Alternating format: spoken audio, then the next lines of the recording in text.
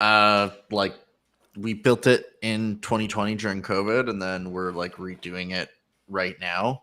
Really? Uh, yeah, we kind of there. It sprung a bit of a leak, and we just decided, we've got other things that we need to fix on it. Let's spend the weekend. Let's spend Sunday, and we're gonna go like fix it. And how do you know a pond springs a leak? We were having to fill it like every we were like having to fill it up to a certain level every like 3 days at one point, so we knew it was leaking. Ah, I hadn't done anything like that in a long time. I like those projects, but I haven't done anything like that in a long time.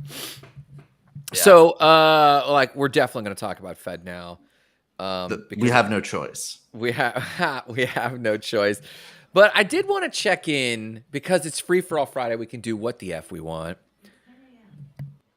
Sorry, And my Google's like, by the way, it's 10 a.m. So I guess we went a little early. I do want to check in on this. How are we feeling about financial freedom, and is that even the goal? Okay, it's really crazy you just brought that up because Aussie, the one thing I'll say about pet projects around the house, they drain your financial freedom goal. That's all I'll say. All my friends they'll just be like, I'm like, hey, what are you doing this weekend? They're like, oh, I'm going to Home Depot.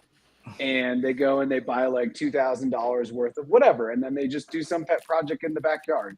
It's like that money in the market now in a bear market in 5 to 10 years. I don't know what that's going to be. It depends on the property, bro. Hashtag real estate. No. I'm not even, no. I'm not talking about the investment into real estate. I'm talking about what that would be in crypto or what that would be just in Tesla or in Mattel because Barbie's about to explode. So my point is, Oh, yeah. I think if you're trying to be financially free as soon as possible, pet projects they have to give you a certain amount of joy and you just have to you have to really get the joy from it. Otherwise, like it's just pushing you back months or years from what you're trying to get to if you're trying to get financially free as soon as possible. Well, and it depends though, and I do think the conversation for financial freedom. I don't believe there are rules because it's such a subjective concept. For example, if my grandmother, right up until the time she died, she was getting older, and we knew that she was just a few years, but she was still healthy and hale and hearty. And so we would say, Granny, let's go on a cruise. Let's go see the world, and we'll make that happen for you. And she was still mobile, right? She was still able to do that. And she kept saying, Grant, my favorite place in the world is on that porch swing. And it's like, okay. And so the idea of them investing now, different season of life. So, you're talking about financial freedom, and we're talking about that for people that are on the front end of living and maybe want to still make their earnings. So you're right. And do you have that graphic you shared from ARK Investments about the bear, base, and bull case? We could talk about this big time. There's a fantastic tweet you shared. I reshared it. And I think it should be considered because of all the logics that we've talked about that might orange pill me, it's someone making a demand case for Bitcoin. And Yeah, that, Grant, I want to cut you off. There's another graphic from ARC that I've seen because she did all this in 2021 when she started to try to get people on board because people were finally like, okay, what's Bitcoin? We'll take you seriously, Kathy, because everyone just thinks Kathy Wood's a joke, and the more people think she's a joke, the more I want to invest and just follow her strategy. you She think gets a lot so? of hate on Twitter. Yeah, she gets a lot of hate on Twitter from TradFi for sure. She gets a lot of hate on Twitter from TradFi because she's into not TradFi or traditional, like the traditional thing, and then also she's a woman. So I mean, most I don't get investment is any of pretty. that. My feed is full of sycophants. Kathy Woods Oh is the best well, thing ever, and she's genius. she gets a lot Then of hate. you're She in a gets a lot very of hate. special part of the internet, Grant. I agree. Aussie and I agree because she gets roasted all the time. And then people like you see Kathy Wood like when Bitcoin went down to 15, so many people went at her, and obviously she shouldn't have to respond. And now it's doubled. Sure. I so I know you're talking about the demand. I know that will be something that orange pill you. She does have a really good graph, and I'm going to try to find it in my hard drive while we talk here. That really talks about, well, if this amount comes in from this industry, this amount comes in from this industry, this amount comes in from this industry, then you get $1 million Bitcoin, and it's not far. If there's 900 plus trillion of assets on the planet. Yeah. You don't need a lot to shift. A percent shift into Bitcoin, even 9 trillion, which is 1%, brings Bitcoin up to like 560,000 per coin. Yeah. And that's Yeah. just from like, you know, big people taking money from other pots and putting it into Bitcoin as a hedge, not even like making it their case. That's like a 1% hedge on if the world goes to shit. So yeah, do you want to bring that up? Do you want to share I have the graphic I'm talking about, and I'd like it to be a talking point briefly if we could look at it, because what I was super curious about was the research process they had here. Let me pull it up. Hey, Grant, does this tie into financial freedom? Because that's where we were. Yeah, I mean, it should, because when you talk, because basically you're talking about the cost of a koi pond versus the same dollar value in a Bitcoin. And it's like, well, okay. I mean, Bitcoin is starting to make the case that should I not go roller skating with my wife over the weekend, or should I just buy more Bitcoin? Should I not do a pergola on the property, or should I just buy more Bitcoin? And I know that sounds crazy, right? I know that sounds crazy, but we're in this weird moment where we're still pre-institution and it's still so low compared to where it could go that it's like, if people can take the next 12 to 24 months of their lives and say, with their budget, how do we shift an extra $100 to $200 a month, honey, or, you know, into this asset? I don't think that's oh yeah, great. This is exactly what I was talking about. I don't think that's actually a bad thing if in the next 10 years you have a goal that is financial related, because I just think you want to get as many sats as you can before definitely the halving and definitely the ETF hits, and they could all happen at the same time. Well, yeah, and they could all align with the rate changes where we start, you know, taping those down. Like we may have in 2020, we had things that happened around the halving that were just as crazy as the things that could happen now in 2024. We had the pandemic, we had money printing, and we had everything. We had interest rates, you know, go to full zero, and we had, you know, people getting stimmy checks. Well, in 2024, we could have the halving. We could have a Bitcoin ETF dropped by BlackRock or Fidelity, other people. We could start to be printing money again, and we could be lowering rates. So in 2020, there was like the retail. This time it will be the institutional. And I was talking to a guy, James, yesterday. He's part of Knee Howdy. He created this app, which it gives you back Bitcoin when you buy prescription drugs at a discount, which is really, really cool. And he's just like, oh yeah, every maxi I talk to is like going out of their way to find ways to just put money into Bitcoin now, because we're still pre-institution. And it's very rare when you can get ahead of the institutions in anything in finance. So how this is read, and anyone can see this on the More Than Blockchain Twitter feed. You can see it on Grant Twitter feed. Aussie, I don't know if you shared it or not. I wasn't on Twitter. I was in the office for the last 2 days. I don't have access to Twitter in the office. No worries. And originally, it's not ours. It's Crypto News Alert posted it, and they shared it from ARK. And this is the source is ARK Investment Management 2023. So this is this year. And this is their goal is 2030, and they offer a super conservative view, a baseline view, and a super progressive or aggressive view. So bear case, base case, and bull case. And this is cute. And then I was like, but how are they justifying their reasoning? And as you read through the use cases, that for those watching this later, I always counter Jarrett with, just because you have control of supply does not mean you have made the case for demand. And this was the most reasonable, the bear case was the most reasonable base case for demand that I've ever heard. And in looking at it, I was pretty convinced at the logic here, because I'm always thinking about currency liquidity as demand. But that's not even a fraction. That doesn't even show up. They're not even considering adoption, except the emerging market M2 base and the ultra or the high net worth individual hedge, which is what that is there. And so you start looking at these numbers, and I still think some of these numbers are more aggressive than I would predict for things like global remittance volume. 5% of global remittance is huge. That's a big number. Yeah. And why would banks do that? But we'll parlay into Fed now. So I think when we talked, we're going to spend about 10 or 15 minutes on this. So we just got a few minutes to talk on this. So interrupt me at any time. And then I want to spend 15 minutes a little bit on maybe some financial freedom and where we're at with that and what our thoughts are. And then we could probably cap the day on Fed now. Are we cool with maybe that sort of structure? But I was reading these number, guys, and I don't know about you, but I was thinking 5% of global remittance volume was a little assertive, a little aggressive, but in general, I like the logic of what they're saying because you can predict what global remittance volume will be in aggregate by 2030. I mean, there's pretty good models for that.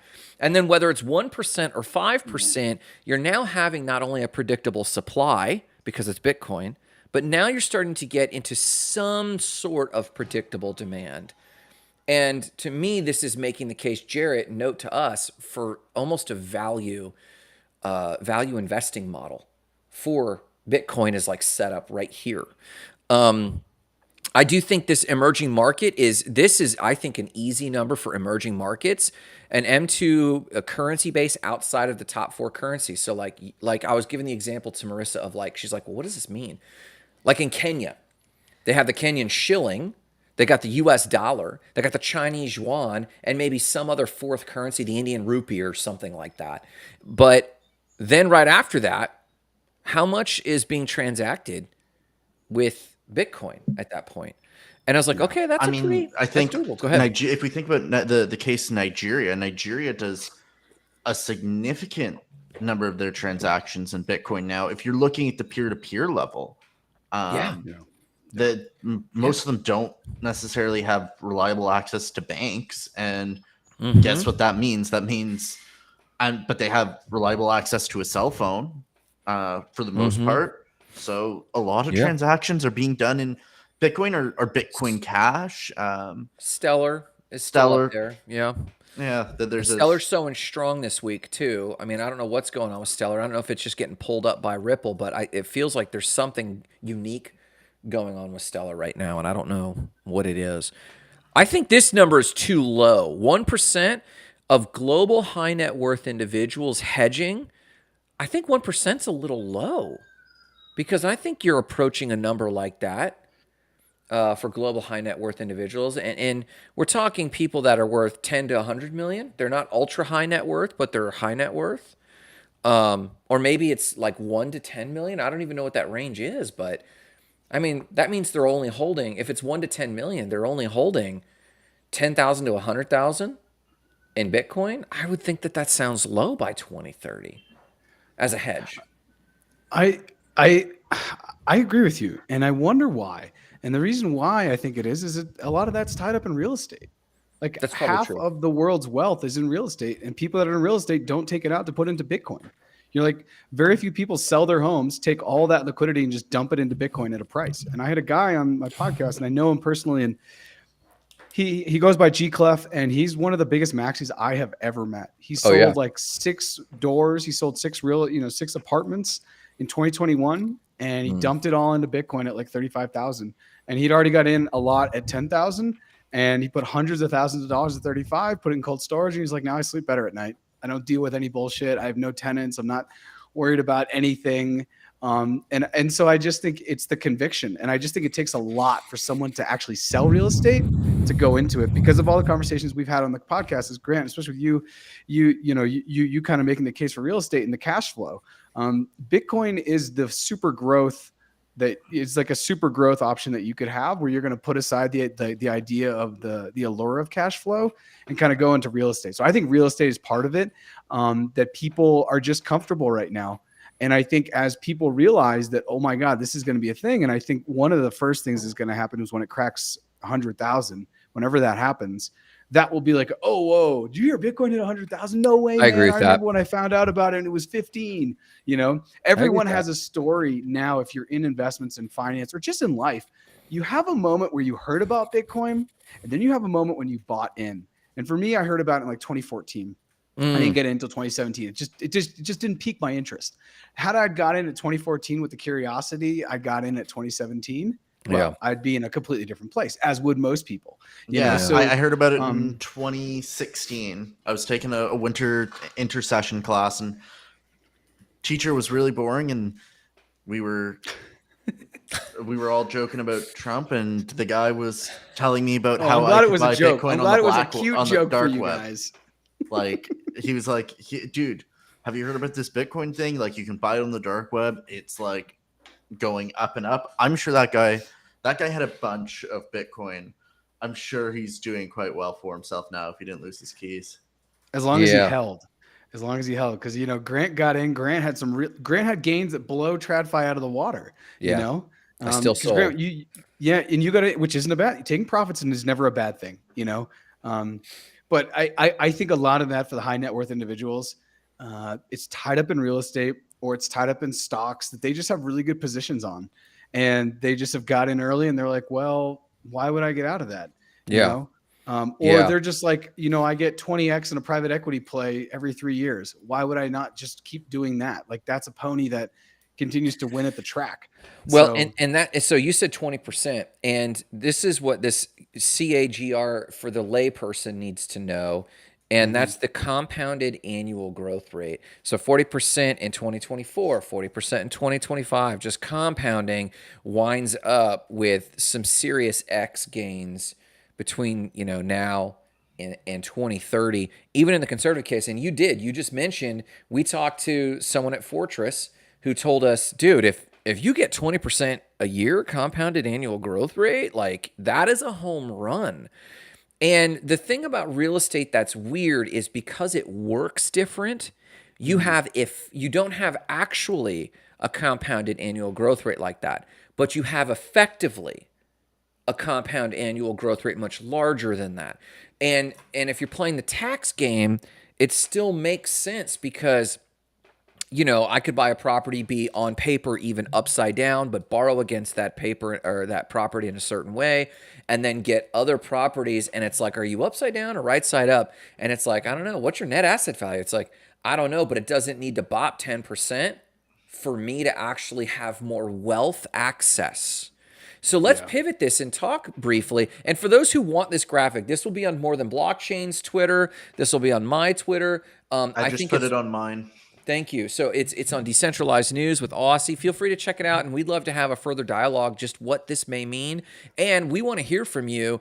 What are your predictions on it? Are these numbers high? Are they low? It would be great for us to each mark this up on our own predictions. Like, this number's high, but these numbers seem a little low. I would love to hear from people on that. But let's talk. Let's talk about financial freedom. How are we feeling? What's our perceptions of financial freedom, knowing what we now know this week? This shit changes, you know? I mean, but what strategy are you on? How are you doing? And how are you suspecting your strategy might change, if at all? I mean, big thing. I mean, we've all been talking behind the scenes this week about one of our strategies, and I mean, it's increasing income. That's my current strategy, because I was definitely a lower income earner, especially this past year, and so I'm looking at ways of increasing my income and through my primary income source rather than through secondary income sources. And I think that is one big way that I'm trying to do it. My thoughts on, I'm looking at other creative strategies to try and increase my ability to invest as well. But I mean, that's my biggest strategy right now, that's kind of been a pivot from my previous perspective. So and for those who care about these terms, that's an active income, an earned income, not an unearned or passive income. And, you know, at 24, you're still 24. You're not 25 yet, right? No, I got a couple weeks before I'm 25. At 24, for many people, I would recommend you take Aussie's path. Have a strong earned income. And then we know Aussie well enough to know that nights and weekends, when he can, he's doing all of his side work, his side hustles. He's building Decentralized News. You know, everyone's like, when's a good time to plant an avocado tree? And it's 4 years ago. And that's what Aussie's doing right now. He's just grinding that out. So that's big. Do you foresee that changing? Like, once you establish increasing your earned income? Oh, yeah, absolutely. I think right now earned income is probably my best path to increasing my wealth and my ability to invest. But once I'm looking at a potentially about a 15% increase in my income this year, with a path to 50% over the next 2 years. So That's not bad. that's not a bad number. And so once that happens, then I'll be looking at ways that I can cost save, ways that I can potentially approach the market in a different way. Maybe me using creative financing to increase my exposure to the market. I think that'll be really key to increasing my financial freedom journey. Now, Jarrett, we could guess, but like, how do you describe your financial journey? Are you trying to achieve financial freedom? Or Yeah. yeah. Yeah. How do you describe it? I don't know. It changes all the time. I mean, my like goal is to just not have to work anymore, not have to work for somebody else anymore. And to be able to have enough money to kind of just do what I want to do and work on the projects that I want to work on, and not focus on, is this thing bringing me income? Because right now we're all in the rat race and we're just trying to figure that out. And I think one of the tough things that Aussie is talking about here is that as you get more money, the real game is, can you continue to live at the same means? Oof. If you say you make $20,000 more, can you only then spend monthly an extra 100 and really treat yourself? Because most people will go ahead and spend an extra 1,000, right? And then all their gains that they get, in whether they're getting it from buying and selling a property, buying and selling a stock, buying and selling Bitcoin, their earned income, as Grant's talking about, some type of passive play, that's really the game. And if you can do that, you can kind of get financially to wherever you want to get, I think, much quicker than if you don't do that. And I was actually watching this. I have this video saved on YouTube and I'll share it with you guys. It came out probably in the early 2000s, maybe like 2002, 2003, 2004. And it's this woman, and it's like this Dateline documentary thing about how it's called the how to get off the what is it? The like earn to spend cycle. And what's up, Victor? And all it talks about is how in modern society, we just earn money to spend it. And if you're from the United States, this is especially true. I mean, our GDP is literally 70% consumption or something like that. Yeah. So it's like, when the towers fell in 2001, George Bush literally came out and he's like, we got to get out and buy TVs to keep the country going, be a patriot and consume. That is the fiat standard, right? That is this monkey wheel that we're all on that's just broken. So I think when it comes to financial freedom, I'm constantly asking myself, as I make more money, how can I continue to live at a means that allows me to basically put more away into the market, as opposed to, okay, now I make all this extra money, let me go on a 10 times nicer vacation, or let me do all these things. So that's kind of the journey that I'm on right now, because I'm just hyper aware with my bull case for a lot of these things that every dollar I spend is worth $40. That's how I think about it. And so I had a conversation with my friend the other day, Leslie. We were just talking about investing, and I told her I really try to only put my money right now into things that have some ROI. If it's a gym, that has ROI because I feel better. If it's good food, that has ROI because I feel better. If there's certain entertainment things that will make me happy and like, then I'll pay for them. For example, like I'll go see a movie or something. But I'm getting really, really particular about what I spend my money on, just because in the world we live in, there is just so much to spend and waste money on. Not waste. That's the other thing too. Everything is an investment. If you bought whatever you buy is an investment. Now it could be a bad investment, and then we say we wasted money. So that's kind of where I am. Those are the conversations that I'm having, because if you're not careful with how you guide your money, you can be around people that are just like, oh, it's the weekend, let's go to the bar and let's get dinner and then we'll get drinks, and that's $250. Like that's easily $250 in New York, no joke, if you're not careful. And then do that Sunday, and then you wake up and you do a brunch, and then that's $100 because you're going to get mimosas. Right. And then they're like, oh, we're going to go check out this like light show or indoor light show. And then that's like $50. And there you go, $400. You do that every weekend, that's $1,600. Well, I'm saying $1,600 by 40, and I'm not a savant, so I can't do that in my head. But that's about $50,000 plus. I was going to say about- $64,000. Yeah. Yeah, it's more than $50,000 in the next 7 years. On if you do that every weekend, and most people that is their base. And so I've become very, very just because I'm on a different path. I really do want to walk away from the game, and I started this many years ago. But basically, I want to be able to do whatever I want by the summer of 2026, because that's when the World Cup is, and it will be in the United States. And I want to be able to have a van and not have a boss to say, hey, can I get this time off?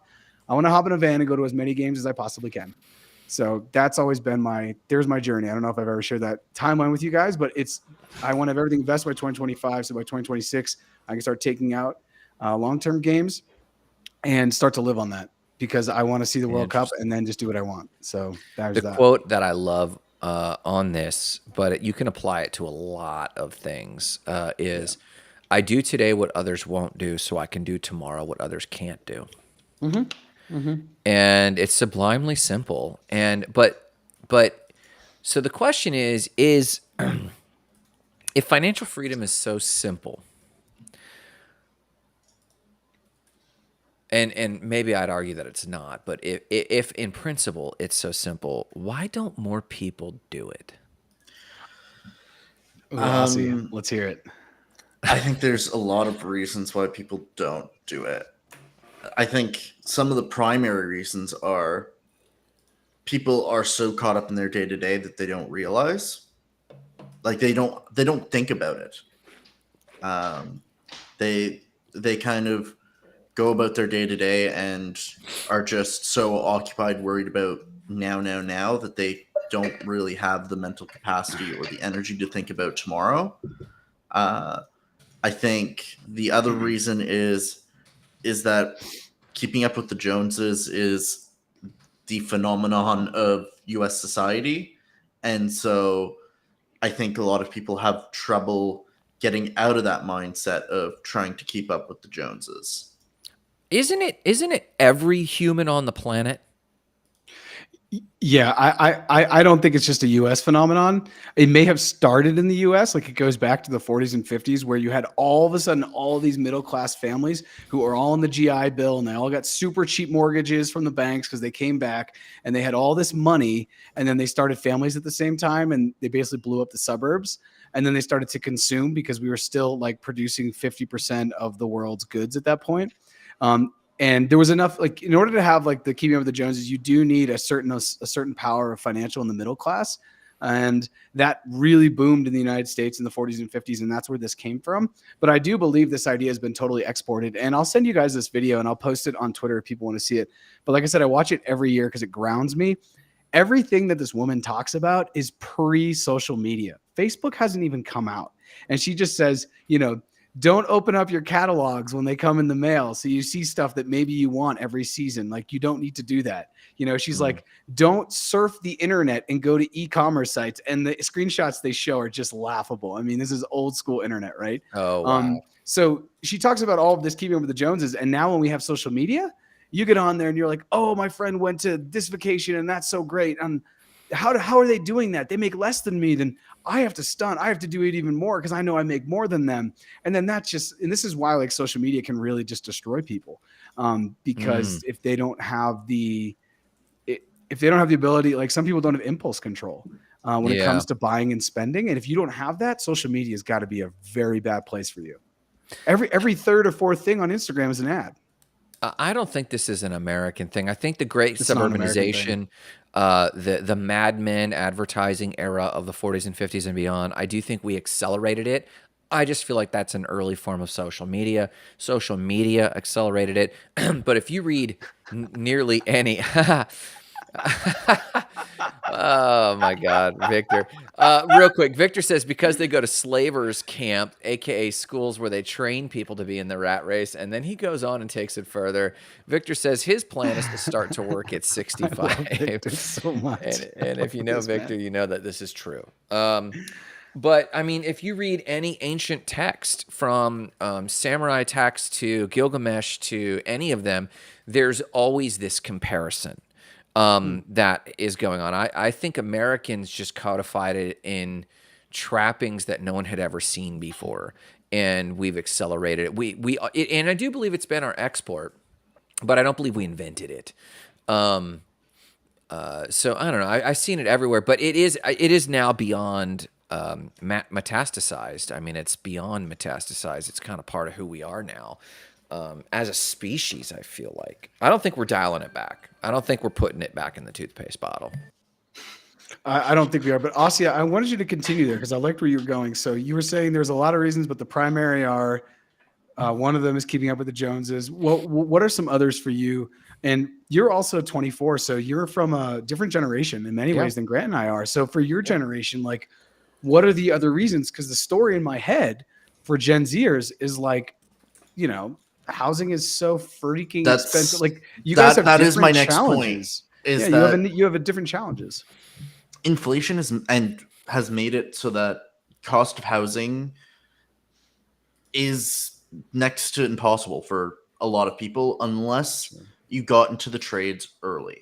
So if you were 19 years old and you went right into the trades as a 19-year-old and you live out in the burbs and you were smart with your money, some of the kids my age are. I've seen a few friends that have been able to afford to buy a house. Anyone that's gone to university, either they're still there or there's no way that they're not in a position to go anywhere. I mean, even with a master's degree, starting positions in a lot of companies in Canada and the US, unless you're in like specific fields like tech, you're probably starting in the mid 5 figures if you're lucky. Like you're talking mid five figures, and like mid 5 figures don't go nearly as far as they used to. Mid 5 figures. What the hell? So like if you're talking like 50,000-60,000. Yeah, that's so. I watched Wall Street, the 1984 Michael Douglas with Charlie Sheen and Martin Sheen, and I watched that this past weekend, and it's hilarious. There's a scene where Martin Sheen and Charlie Sheen are talking, and they're actually father and son in the movie as well. And Martin is like, dude, like, you got to stop stressing, man. You're making really good money. You should be grateful for what you have. And Charlie's like, Dad, 50K just doesn't do it. 50 grand just doesn't do it anymore in Manhattan. Like, you can't buy anything. You can't live. And now I'm like, oh my God, 50 in the 80s was considered like a lot of money. And now Aussie's like, dude, 50, 60, maybe you start there with masters. I mean, the whole world's just shifted. Whenever you like watch older movies and they talk about money and their struggle or like what was a lot, it kind of just shows you how things are changing. To your point that like for you guys as a younger generation, as you think about financial freedom, maybe it just seems like something that I don't know. I don't know if it's safe to seem that it seems more out of reach. It feels more out of reach as someone like talking to maybe, people in your generation or my dad's generation where, the house that my parents own, they bought in early 2000s for $100,000. 3-bedroom, 1.5 bed house on a decent lot with no back neighbors, right close to schools. 100,000. You're nice. Now that same house is worth 600,000 probably. At the peak of COVID, probably could have gotten 700,000 for it. And I mean, to afford a mortgage of $700,000, you're talking a combined household income of, God, you've got to be talking at least $140,000, if not more. Is that right? I don't know. That's about the number that you'd need if I'm doing the math in my head right. I'm gonna pull up my calculator to double check. But I would have guessed about 120 to 130. So while we were talking, I just had my AI pull up a table of the housing shortage. and the housing shortage numbers, at least for the last 5 years, and then the average sale price of a home. So inflation is driving these numbers a tiny bit. Mhm. What's really driving it is housing shortages. So Okay. I heard this exact same argument in 1998. That's the year I was born. This is where and Grant, this is where I wanted to go. I think that, and then I think every single generation has its unique challenges to building wealth, to figuring out the system. Because the other side of it is that, Aussie, you guys are coming in. You're 24 years old, and you have Bitcoin, my guy. You have Ethereum. You have validator nodes you can get going. I did not have that at 24. Absolutely. But think about let's talk about an Ethereum validator node right now. You're talking at current prices at minimum 60,000. We're probably talking closer to 70 right now. Yeah, 64, sure. Yeah. Think about that. An entry level salary at 24. Let's just say like I'm making about 60,000 Canadian right now, so 45, 48 US. Yeah. That's I would essentially not have to. I would have to save all of my money, spend zero money for a year and a half to afford one Ethereum validator node. And I guess but hold on. I hear you, but I guess what I want to say is your generation could look at that the way that Grant and my generation have looked at housing and have looked at real estate. When Grant and I were 24, that probably would have been the best asymmetric investment for us to make to build wealth when we were 24. Absolutely. So what I'm saying though is if you had started at 20 and started saving your money, maybe you would, and then DCA as you go, you could probably get a validator in the next 3 or 4 years had you started when, 2 or 3 years ago. Obviously, starting now to try to get a validator is going to be tough depending upon your salary. Yes, I completely agree. And the thing is like if you think 3 or 4 years ago, we weren't having necessarily the same conversations about ETH and ETH validators. We didn't have ETH validators 4 years ago. We didn't have ETH validators. You're 110% right. I was mining Ethereum 2.5, 3 years ago because it was still on proof of work and it was lucrative and I was still paying high electricity bills. So yeah, but Grant, sorry, I totally cut you off and I want to go back because I think you're going to hit on the same point, which is like every generation has their Bitcoin and then has their whatever, they all have their thing. Well, and more importantly, every generation has, and this isn't a jibe at Aussie at all, but this is something that I'm learning because I was also in this frame, has our reasons, aka excuses, for why it's challenging in a unique way for us and not them. Why it was easier for boomers than it was for us. Why it's easier for Xers than it was for us. Why it's easier for millennials than it was for us. And the wealth mindset, we're talking about financial freedom. And though we are talking about the pragmatics of that, I think we are always forget to jump first to the principles and characteristics of that. And the characteristics identify the same things. I validate the observations, but the conclusion isn't, therefore it's tougher for me. We conclude, oh shit, that's a hint at opportunism. And the hint, whether it's Bitcoin, and honestly, I would say for this generation, the wealth opportunity of all time. If I was putting opportunity next to opportunity, and I had to pick one, which you don't have to, but if I had to pick one for focus sake, I would still say real estate is the game because there's a higher real estate shortage, aka the market needs demand. And so you're right, $700,000 mortgage for people making 60 to 80,000, that's just not doable, my friends. Except when I was starting to become a grown ass adult, I had 8 friends living in my house at one point. That was the entrepreneur in me. Say, fuck it, I don't care. Now, as you get married or you're in a relationship, your partner demands other things, and it's like, well, I don't always like people in my business. I want to walk to the bathroom naked. I don't want to like carry it's just in college. I don't want to carry my toothpaste, to, oh my gosh, like the denaries. So I think what Victor's talking about, or at least I got sucked into a scheme when the Iraq War was on. This is Chief DGen officer right here. When the Iraq War was going on, there was rumor that the America was going to pump its black book billions into Iraq, and the Iraqi dinaris were going to take off. And so I was buying stacks of Iraqi dinaris off of shady ass websites, and I had stacks of those that went to nothing for the longest time. But my point is this: what is the wealth paradigm, the wealth building paradigms we need that say this is my that have a known ROI? Now, Bitcoin is making the stronger, not crypto. Bitcoin is making a stronger and stronger case to me as a durable asset class. As we were talking about early in the show, go check out the graphic there.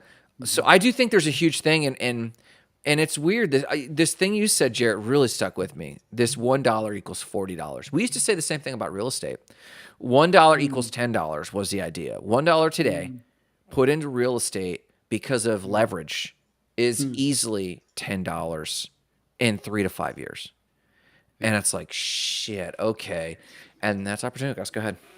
Yeah, I want to peel back a little bit that, like, Aussie, if the koi pond for you I'm not you, like, sinking any money into the koi pond. This is my mom's that I'm doing for her. Okay. Metaphor. Cool. The metaphor. Yeah, but metaphorically, like, as long as it, like, for me on my journey, as long as it gives me unbelievable happiness, I actually don't care what the price is, as long as I can afford it, right? Within my means. I'm not gonna go into debt. I'm not gonna put my credit card on something.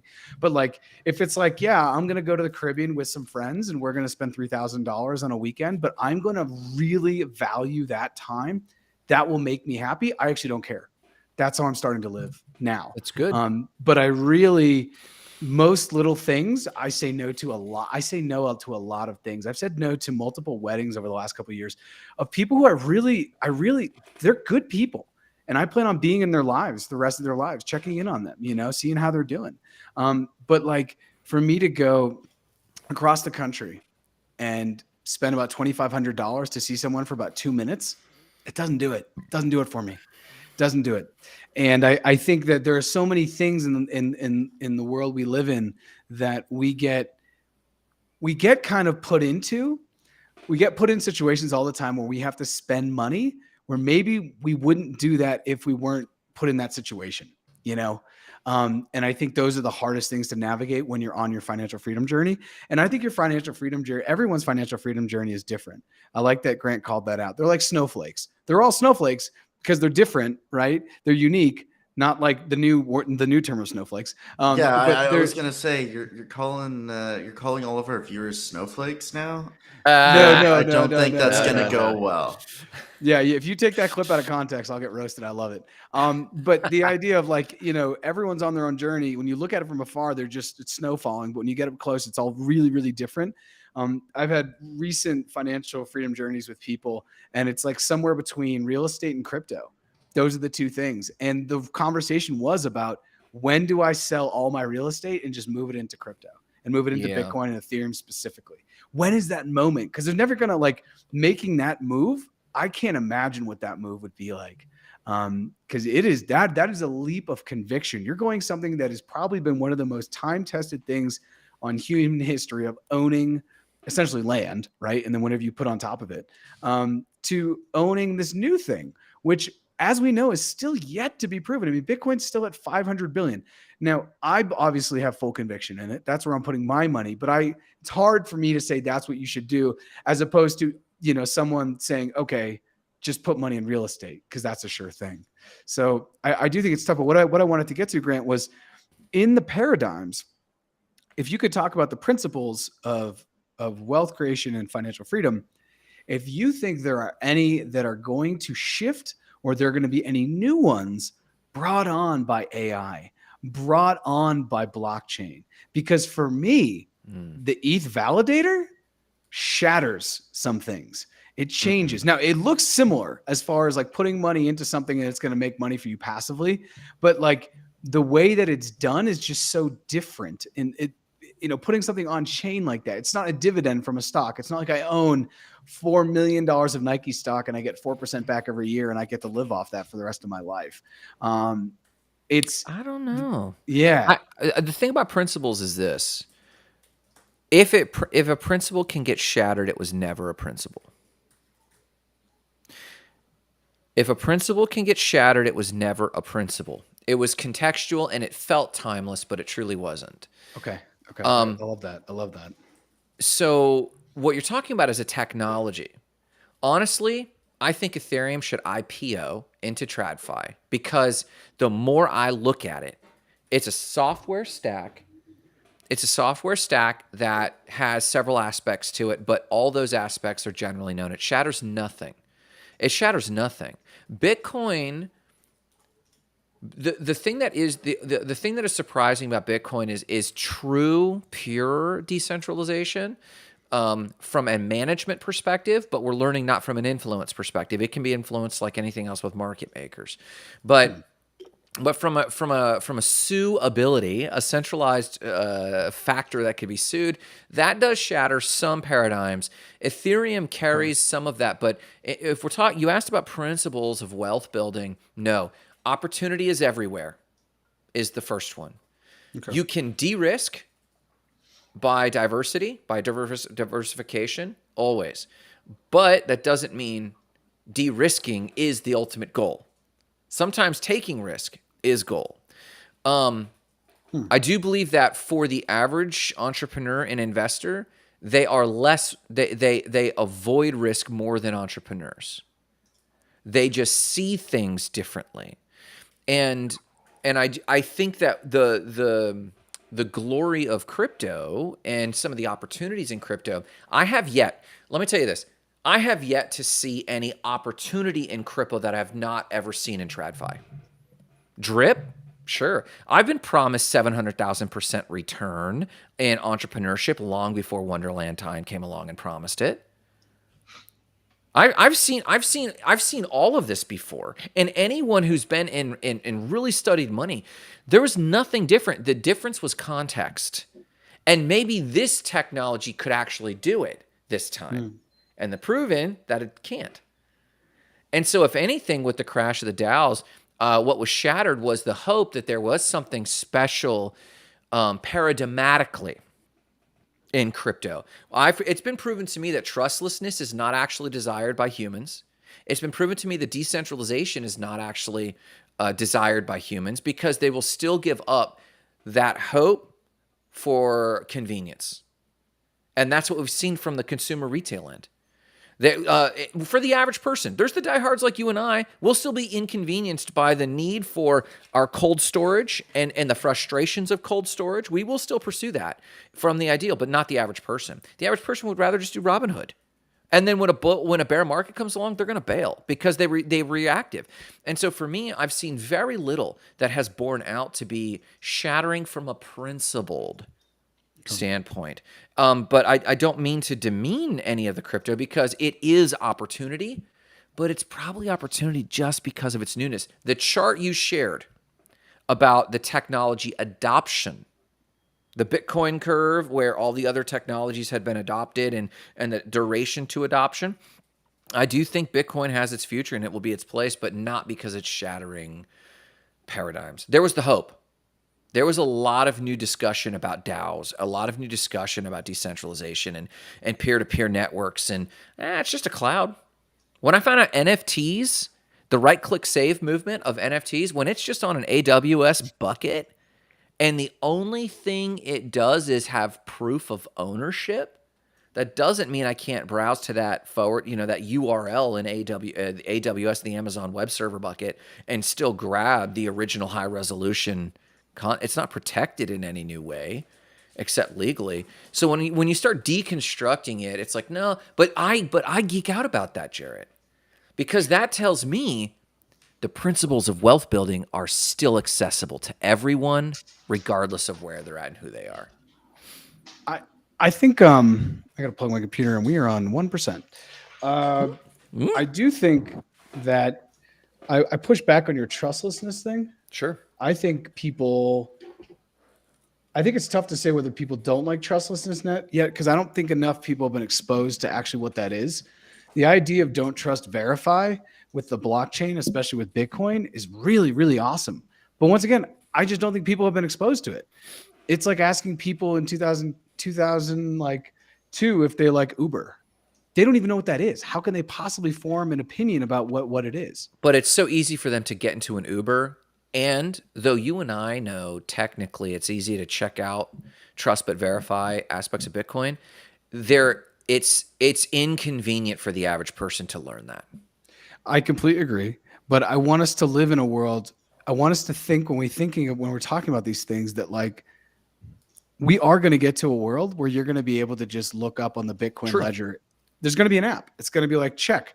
So you're going to send money and then it's also going to say this was verified. Good job. Just like the way when I send something now, Chase is like, you bought this for $2 or whatever. True. So I think agree. that the technology just needs to be there. And then I think then we'll be able to like, once all those things are in place in 10 years, then we're going to be able to be like, do people like trustlessness or do they want this other thing? I don't think that they have the right now. I think maybe you agree. I don't think that they have the access to it. Like it's convenience. And that's what I'm saying. People will, right now, people have to pick trustlessness or the paradigms of crypto versus convenience. And right now they're still picking convenience. But you're right. As soon as I can see that you have the right to give me that deed to your house or the deed to the car or whatever, the deed of ownership to that thing just by putting in an app and putting in a URL or something like that and say, no, that's actually Jarrett's. And it's a sublimely simple. Oh, they'll benefit from trustlessness. Yeah. Yeah. Cause I guess right now I think it's misguiding to say that people are choosing convenience over trustlessness. They're just choosing convenience. They don't know that they're choosing it over trustlessness. Right. Okay. They're not saying we don't like trustlessness. We want to do it this way. Most people aren't talking about trustlessness because they've never even thought about it. That's true. I think the same thing about decentralization. I don't think most people have ever been even near close to what that looks like. DAOs not even a philosophical most DAOs level. were never decentralized. They weren't actually a DAO 99% of the time. So people don't really know what decentralization in terms of decision making is. Could be. Yeah. So my question is, and I don't know if it's going to happen with Aussie's generation, the Gen Z, but it may happen with the next generation, Gen Alpha. One of the things I know Grant really loves about real estate, and I think that it's like the thing that real estate has really over Bitcoin in an argument, is the tax implications. Huge. Right? That you can say, hey, this thing's depreciating, even though I'm actually making more rent off it year on year. Like that's freaking cool. I wonder what generation will start to say, hey, I like Bitcoin because Bitcoin has actual tax implications. When I buy Bitcoin through the bank, I get tax benefits or something by holding Bitcoin. Now, I want us to live in the future where, Bitcoin is tied into our national security. Bitcoin is part of our treasury. And I guess owning a home becomes less like, I'm asking the tax question, but really what I want to ask is it going to be Gen Alpha that starts to look at Bitcoin as a better asymmetric investment than buying real estate? Or will that happen? I'm not sure. I don't know if it ever happens the way real estate is currently set up with the cash flow and the tax and the depreciation. And you can take out a HELOC loan, like Grant said, you can take 1 to 10 and you can do that on a weekend if you put the money down, So I had a teacher at semester at C who wrote his doctoral thesis, but it started 1,000 years in humanity's future. Nice. 1,000. And it was the future of. And I think there's no chance on God's green earth that it's Gen Alpha. And here's why. What is the incentive? Why are the incentives, like tax incentives, set up for land ownership? Because I think, and I'm making a lot of logic leaps, so give me grace here. But when I say it, it might make sense. We still live in a nationalist world. And that nationalism, though we're playing economic games, and one idealism is that we leave behind a lot of physical wars because economic wars and technological wars are just sublimely efficient with a lower death count. And so they're more humane in essence. And we've seen the overlap of economic wars with physical wars still to this day. But it's waning. If you actually look at it, even the way the Ukraine war is being fought, like the prevention of death, there's a lot of horrible deaths going on, but we are preventing a lot of deaths, relatively speaking, and to previous wars. And so, but when you think about wars, what you're still fighting is an economic war. And so there's two fronts on economic wars. There's the external front and then the internal front. The government wants to incentivize Americans owning American property with American tax benefits, and every other country does too. Bitcoin, for them to offer tax incentives for Bitcoin, it either needs to do something for climate, it needs to do something for preserving what is, the preservation of what is, the old guard.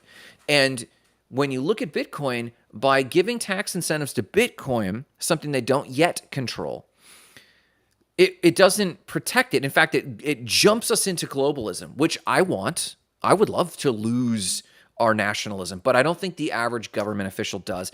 And when I think about the timeline it would take for us to eradicate nationalism, I foresee that tax incentives will always lean that way. Aussie, you're chomping at the bit. Go. Yeah, I'm okay. I see. There's two different points though. So you're talking. One thing that you mentioned was incentivizing Americans to own American homes. I think that conversation, if we talk about New York City, we talk about San Fran, we talk about Seattle, we talk about Toronto and Vancouver, we talk about Miami, that's no longer true. Which aspect? If we think about most high wealth or high value condos or real estate in the US, a lot of it is not owned by Americans. Which to me makes the case of what I'm saying even more important. It's owned by foreign nationals. And I agree. So do you foresee that we go into protectionist movements where we eliminate, this is my idea, is that we might see the elimination of some tax benefits, or at least limiting of them towards only national, like true national citizens, residents of the country.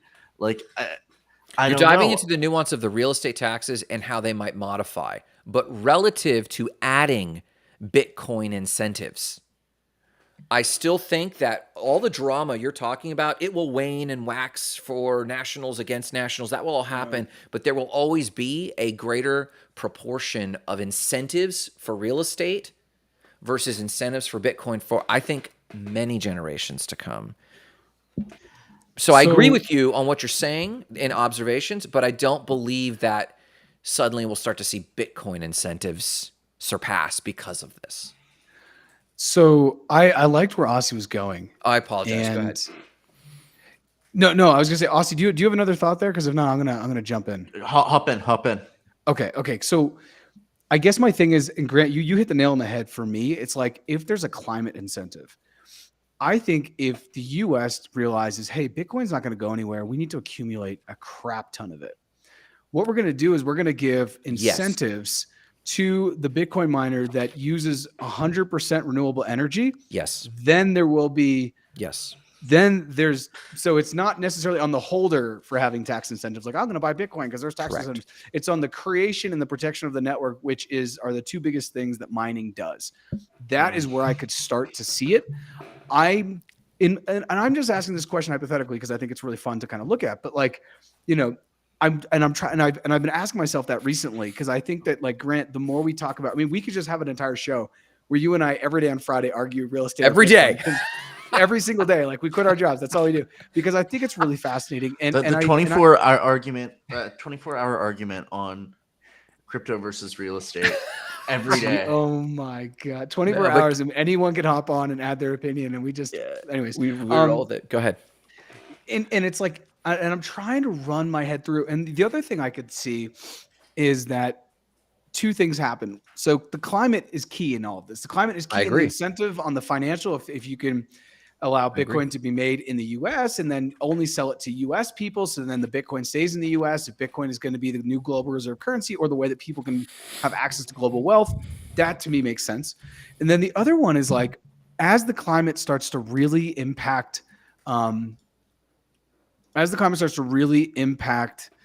real estate. Now, hear me out. This is going to be crazy. The government, FEMA or the government, U.S. is already spending $100+ billion a year on solving climate destruction, showing up for the American taxpayer and saying, "Hey, oh, your house got wiped out by a cyclone, by a hurricane, by whatever this thing was. This act of literal God, this act of Earth. We're going to show up and we're going to backstop you." I wonder in the future if they would backstop people with Bitcoin, give them Bitcoin, and just say, "We're not going to rebuild your home anymore in Manhattan. We've done it 4 times. We're not going to build that building up again. And it's worth 30 million. And we know that. We're going to give you 30 million in Bitcoin, but you're going to walk away from that building. And for the next whatever years, because you have this Bitcoin, we can prove that because you have this wallet that you're going to hold it in. That's a multi-sig or something. We're going to somehow give you tax incentives as though you had them for the next 5 years on your Bitcoin or something." And I'm not sure. I'm just hypothetically thinking, but as the climate continues to ramp up, thousands, millions, billions, trillions of dollars of real estate around the world, especially in the United States, but around the world in cities that are tied to the coasts, they're going to have to start to reckon with what are we going to do? And I shared something with Grant the other day, and it was like State Farm pulled out of Florida. They pulled out of this part of Florida. They're like, "We're out. This is not going to work." And I think they pulled out at the perfect time, because there's a curve in disaster.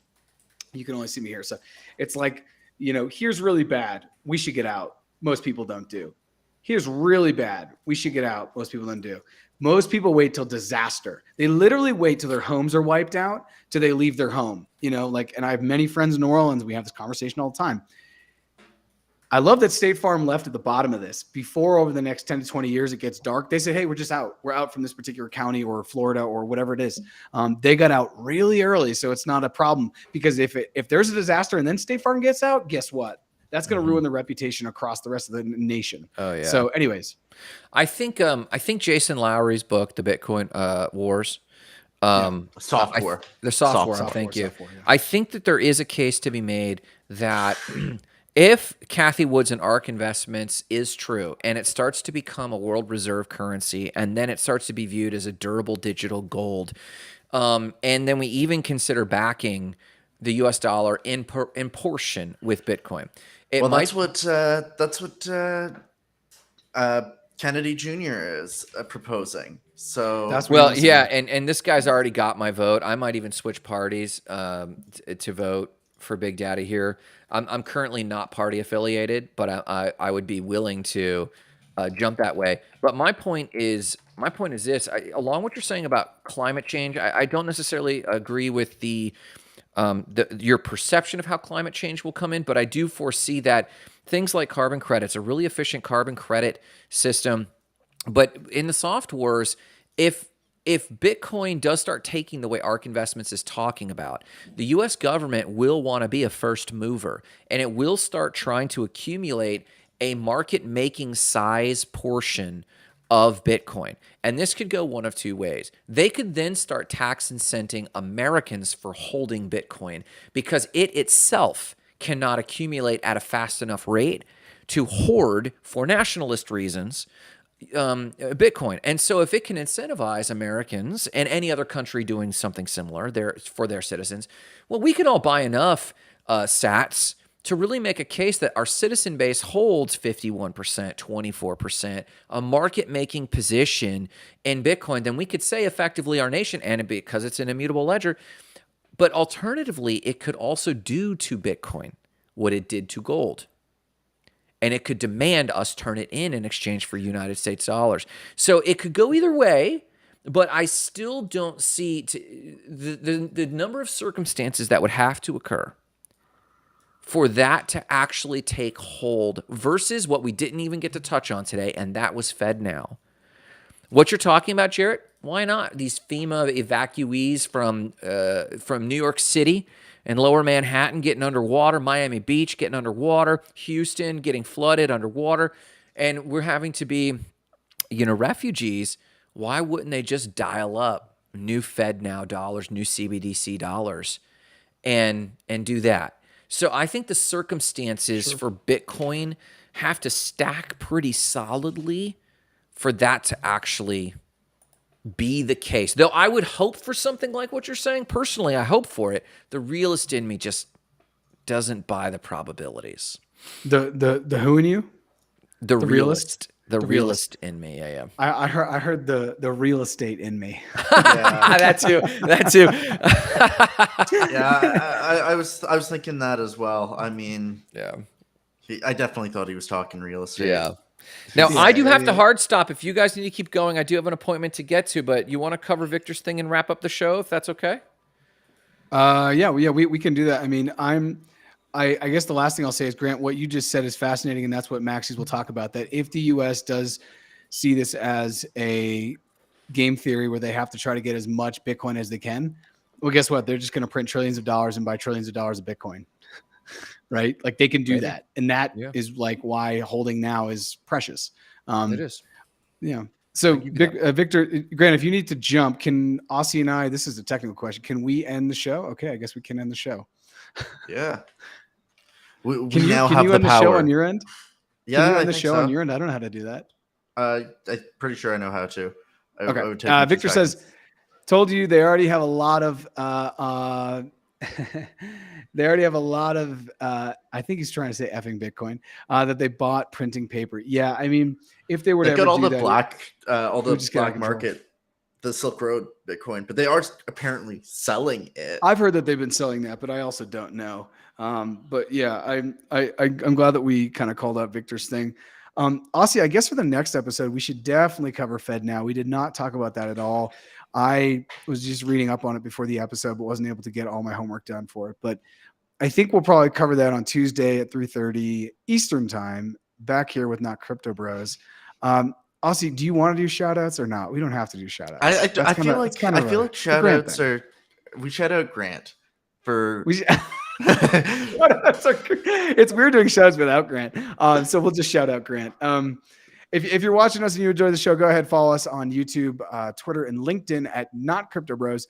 Reach out to us personally on LinkedIn or Twitter. Reach out to the Not Crypto Bros on Twitter. Hit us up if you want to be on the show. Or actually, if you just want to if you want to influence the things we talk about. If you're like, hey, I'd love for you guys to kind of get into this topic, go ahead and do that. And we will see everyone on Tuesday at 3:30 Eastern time back here on Not Crypto Bros. Yeah.